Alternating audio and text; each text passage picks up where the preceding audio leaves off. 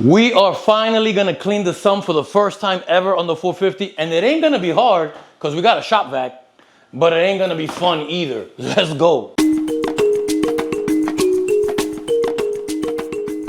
Now before we start, if it's your first time here, let me welcome you to the channel. My name is Kev, and here I try to make helpful educational content while also trying to be a little entertaining to keep you learning, growing, and enjoying your aquarium hobby. Now I haven't cleaned this sump since I installed it about a year ago. Granted, I've done sock changes, filter floss replacements, of course, but a full-blown cleaning, haven't done it. Why am I doing it today? There's a very good reason, and I'm gonna let you know by the end of the video. First thing I'm gonna do is turn off my pumps so it doesn't send any of this muck and detritus back up into the tank while we're cleaning down below. Now the next thing I'm gonna do is pull out these old, dirty, nasty socks. And as you can see, I don't have much space under here. Oh wow, this thing is dirty.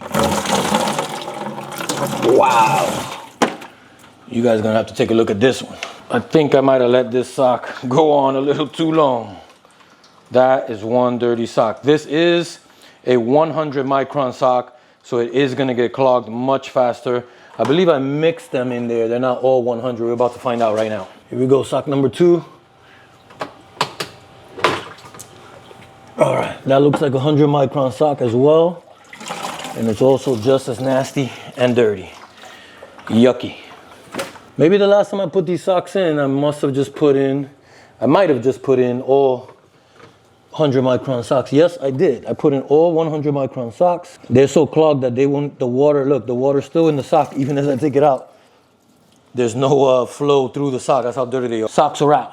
All right. Next thing we're gonna do is grab my polishing pad. Here's the new stuff that I use all the time.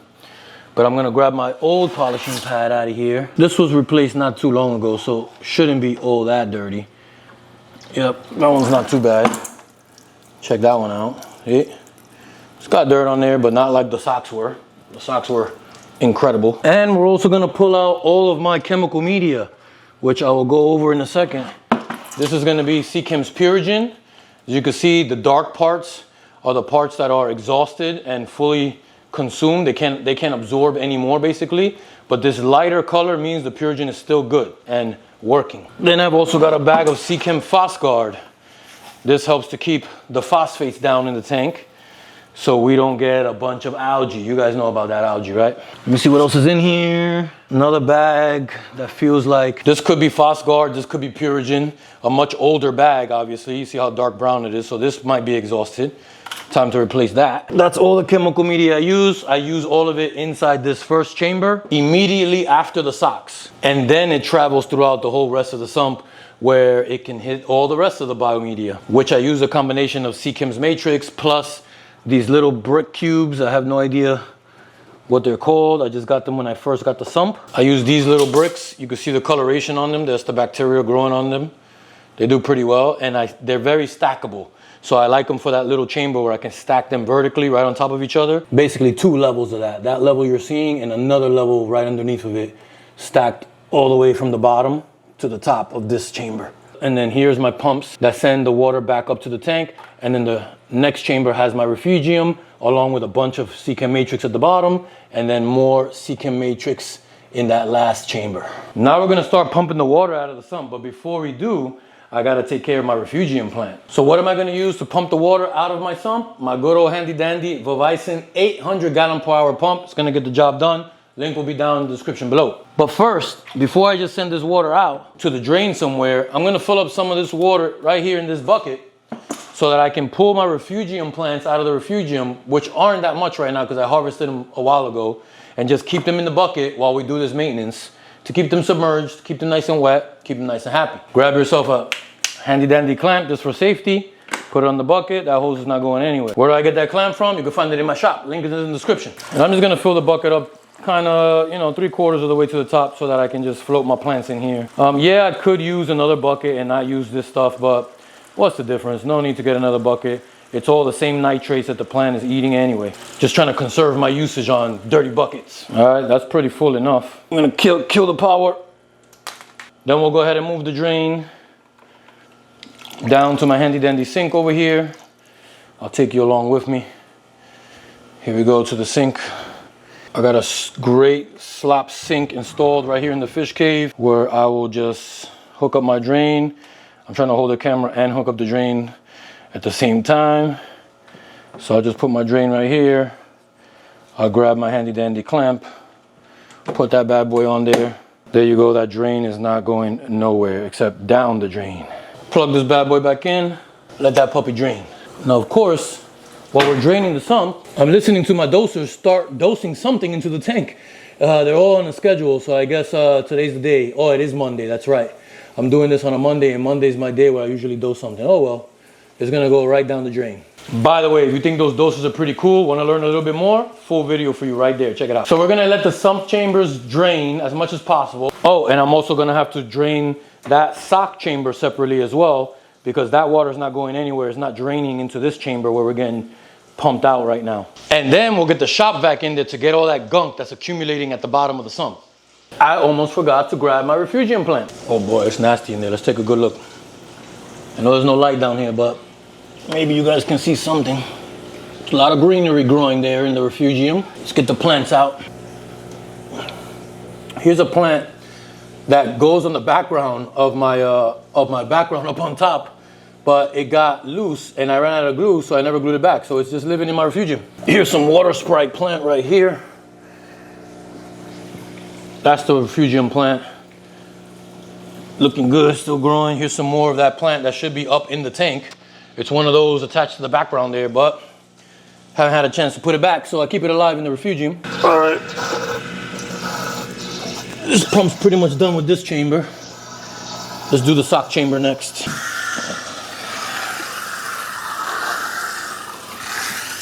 All right, we're gonna let that sock chamber drain. You can see the Refugium plants looking good.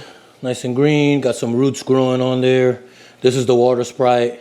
You guys wanna see more about how I hooked up this Refugium, there'll be a video card in the top left corner, check it out. But we'll keep these guys just in this bucket of water for now, off to the side while we do our cleaning. And not have too many buckets all over the place. Put that off there. Hey African boys, how you doing? All right. While that sump continues to drain, let's talk about the comparison of cleaning a canister filter versus cleaning a sump filter. I'm gonna tell you right off the bat, a canister filter is much, much easier. The time frame is about the same. I usually go about a year before I fully clean a canister, and I went about a year before I fully cleaned the sump. But with a canister, you disconnect it, you pull it out from under the tank, and you do everything outside, out in the open. It's a very easy cleaning. If you want to see exactly how I clean my canister filters, obviously I got a video for you right there. But as you can see, cleaning the sump, everything has to be done in your room, under the tank, inside the stand. It's a lot tighter of an environment to work with. And I'm saying this before I even got to the shop vac part. I haven't even started vacuuming yet. Now there's also the factor that I might not have even really needed to do a full cleaning on my sump yet. I probably could have gone another 6 months or so. But like I said, I have a good reason for cleaning it now. But don't get me wrong, there's tons of pros to having a sump as well, like utilizing any types of biomedia, chemical media, mechanical media that you want, putting them where you want, very simple and easy and quickly. Cleaning or replacing socks frequently helps to keep your nitrate levels nice and low and stable in your tank. You're literally removing the physical waste products from the tank system by replacing your socks. In a canister, that waste gets trapped in the canister and decomposes and deteriorates, which obviously leads to higher nitrates, which is the whole water change thing. You guys know about that already. You still gotta do your water changes on a tank that has a sump as well, but maybe you can draw them out a little more if you do frequent sock changes. Anyway, the sump is drained, time for the shop vac. One really big piece of advice though, if you're gonna go with the sump, make sure that your stand has enough headroom to get in and out of the sump as easy as you possibly can. In my case, I didn't have a lot of choice because the height of my stand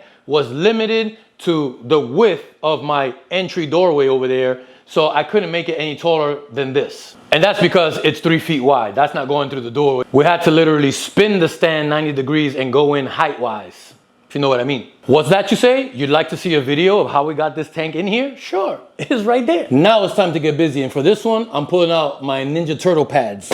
Pow! Now the shop vac is gonna be super loud, so I don't know if you're gonna hear me talking while I'm doing it, but I'll try my best. We'll see what happens.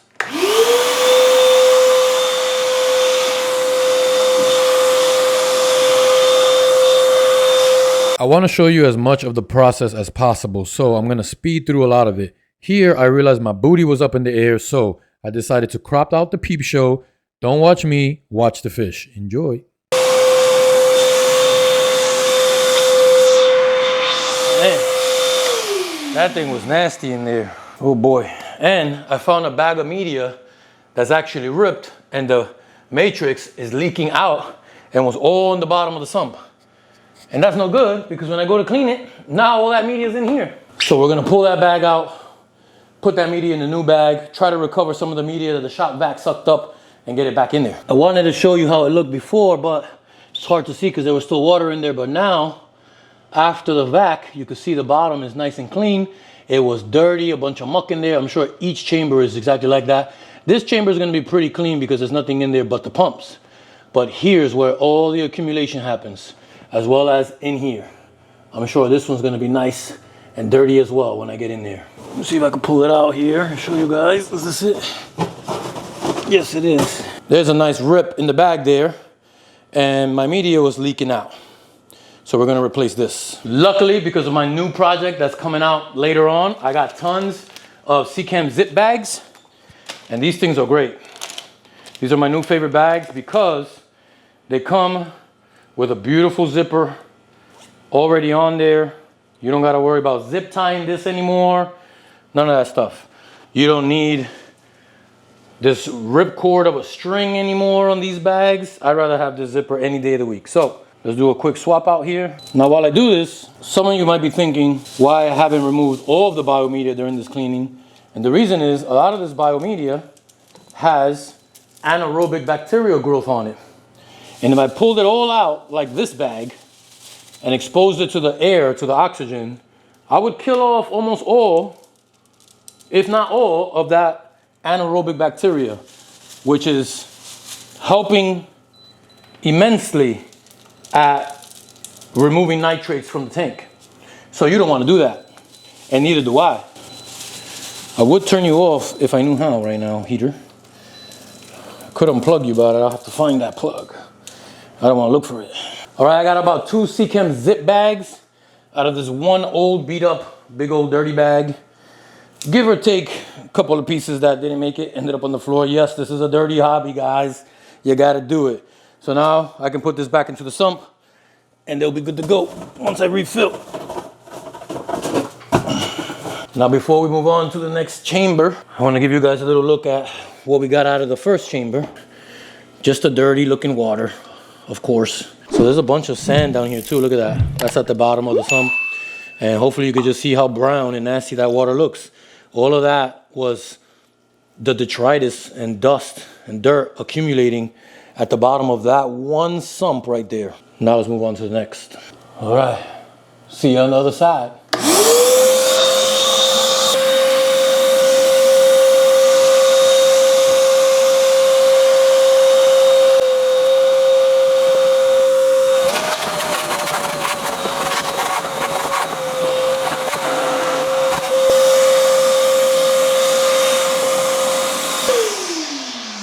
All right, that one was much easier. But again, we have a bunch of loose media that fell out of my trays. And you don't really want loose media because it gets in your way when it's time for cleanings. But also, if that loose media travels across your sump and eventually makes its way into the return pump chambers, then you can get a problem with your pumps like I had. I had a piece of biomedia get stuck in the return pump and jammed the fans and the blades and then stopped working. No return pump to the tank. That's no bueno. So we're gonna do the same thing that we did before, grab a couple more of these bags and get that media in here versus loose. Alrighty then. Like I said, this was not gonna be fun. Before moving on, we gotta dump the shop vac. The part everybody loves. Now, before I dump out this nasty water, let me talk to you about cleaning your biomedia. You don't really wanna clean your biomedia. You wanna leave it nice and dirty and gunky and full of beneficial bacteria. But if you must, give it a clean because they're just covered in brown gunk. This is what you do. You clean it in the dirty old tank water. This is how you rinse out your biomedia, just to get that top layer of crud off of it. And that's all you need to do to keep your biomedia clean. Now, I'm not doing all my biomedia because, like I said, I don't want to pull all of it out of the sump. But for the ones that I did pull out, this is how I'm cleaning them, right in this dirty, yucky water. This dirty water is your friend. Last chamber to vacuum out is the one I really cannot see in. So all I could do is stick my camera in here and use this as a visual. You could see that dirt accumulating in that back right corner. That's what we're gonna vacuum out.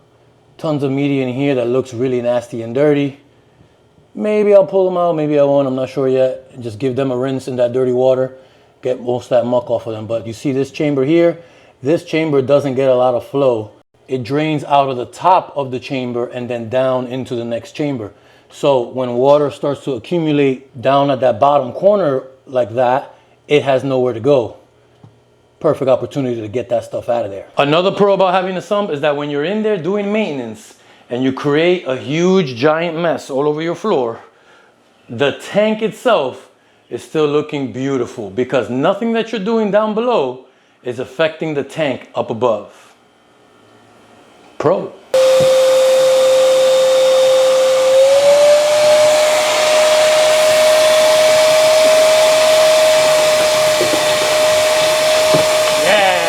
Baby, look at that clear up. Look at that puppy clear up, baby. Yes, that's exactly what I wanted. Get that dirt out of there. Get those nitrates out of there, baby. Trying to get in that back corner.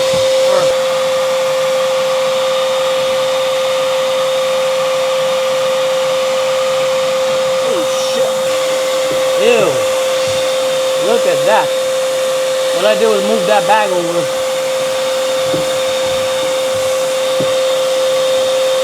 That's nasty.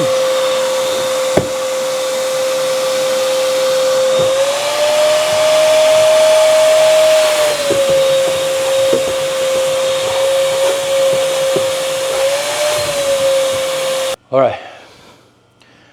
That chamber was pretty nasty. And holding the camera in there, trying to get the vacuum hose in there was tough. But you know what? I'm not doing this again until next year. One time a year, it's the only time I'm doing this.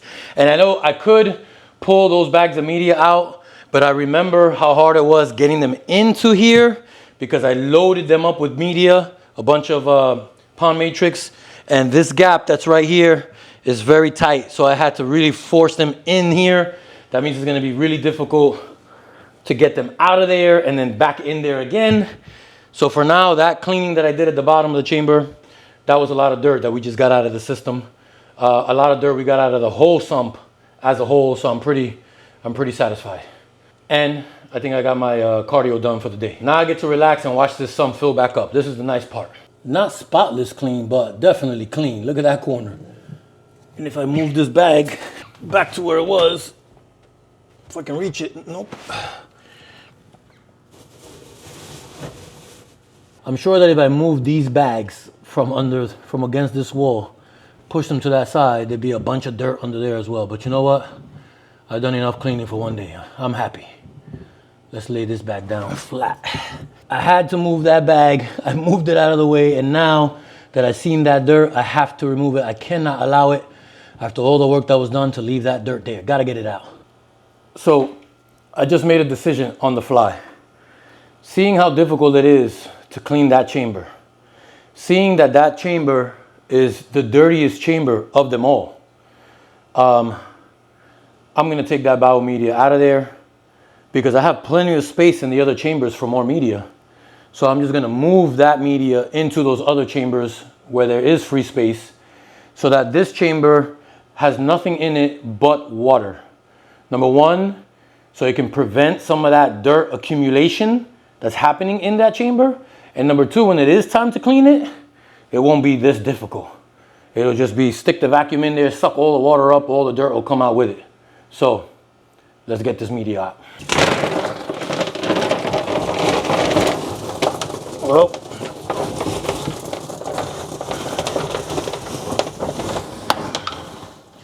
this bag has a hole in it, and all the media is falling out and into the chamber. I guess I might as well let it. You hear that? All the media leaving the bag. But with the help of my shop vac, it'll be easy to vacuum up all that media and then get it into a new bag, move it into another chamber. That's what we're gonna do. Because it would have been too difficult to get this bag out anyway. All right. Here's that bag. Look at the size of that hole. That's from me pulling on it, grabbing and moving it around. Those war wounds. Yeah, baby. You wanted a sump, eh? Here we go. Next bag. And I could hardly get my arm all the way down to the bottom because my elbow's only that tall. I can't reach all the way to the bottom. It's a tough bend. Again, though, this is just because of the limitation of the height of my stand. If I could have gotten a taller stand, I would have.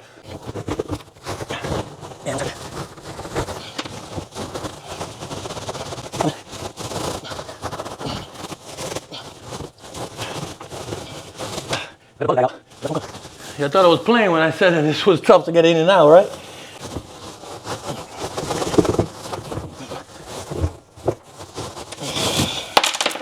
There goes the bag. Oh well.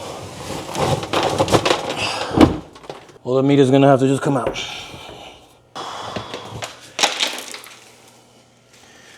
There it is. Talk about a cleanup project. This is not how I wanted to spend my Memorial Day. So what I've been doing is using the screen from the camera to see down at the bottom of this chamber. Look at all that media that got loose. I'm gonna suck up with the vacuum, and it looks like there's still one more bag right there that I gotta get out or break loose. Let's do it. I cannot reach that fucking bag. I can't even reach that bag that's at the bottom.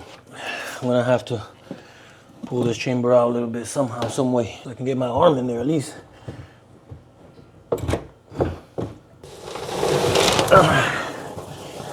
Got the bag. Try to just rip it. I don't want to drop it. I'll never get it again. All right, flipped it. Ah, there she was. There's definitely no reaching the bottom of that chamber. Now we just gotta vacuum all that media out.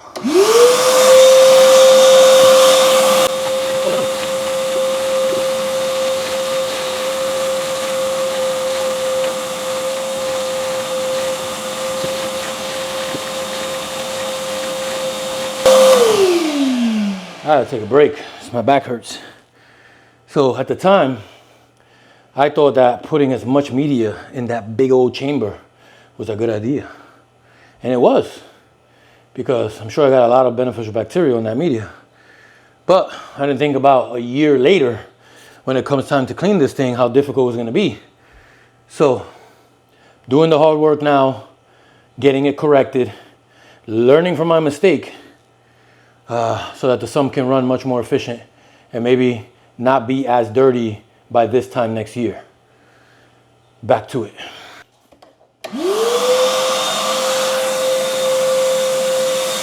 6.5 hours later.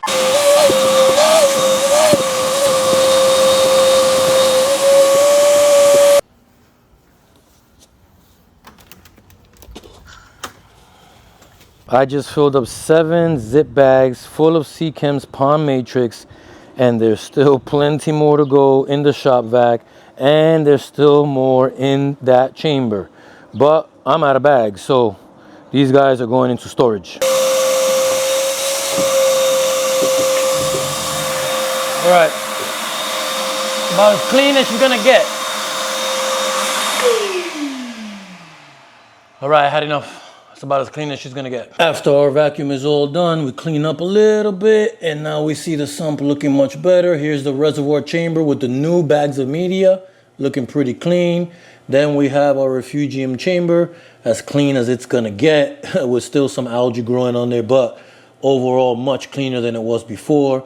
Then we have our pump chamber, which is gonna always stay relatively clean because water travels through there a lot. I didn't remove these brick media from here on purpose. Those are gonna stay there because it's really hard to stack them. Likewise, I didn't drain this part of the chamber either. There's not gonna be pretty much any dirt in there. And then of course, the big bad pain in the butt sock chamber.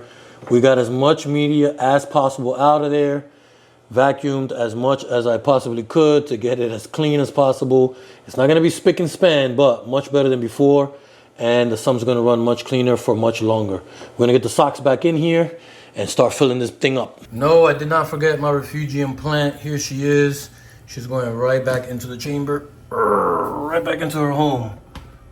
And we gotta fill this up with water so she can get good.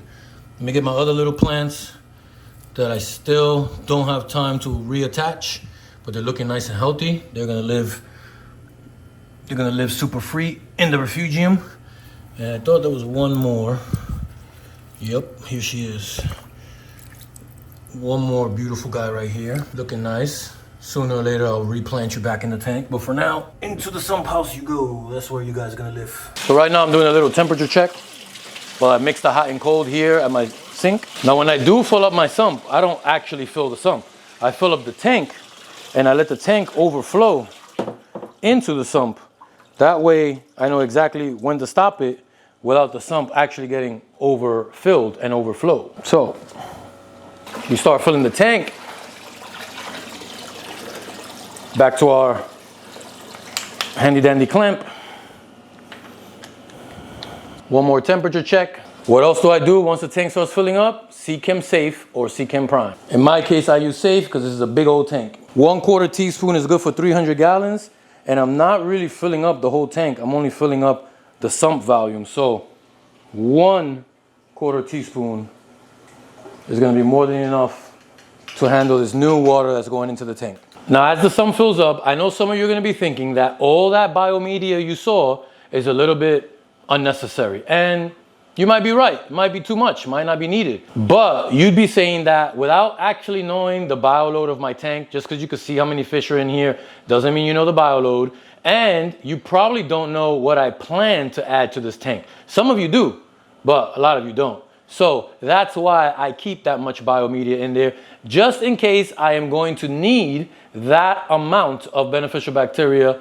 Maybe I don't need it right now, but I might need it in the future. Now, if some of you were still wondering why I decided to clean my sump this week in this way, after a whole year of not cleaning the sump fully like this, the reason is because I want to make sure my tank is crispy clean, crystal clear, as fresh as possible for next week. Because next week, the Seachem crew, along with my boys over at Infinity Aquarium, are coming right here to the fish cave to help me set up my first ever brand new saltwater aquarium. And if you want to check that video out, it's right there. Check it out. But before you go, give me a thumbs up if you like this video. Don't forget to subscribe, and I'll see you over there. Peace.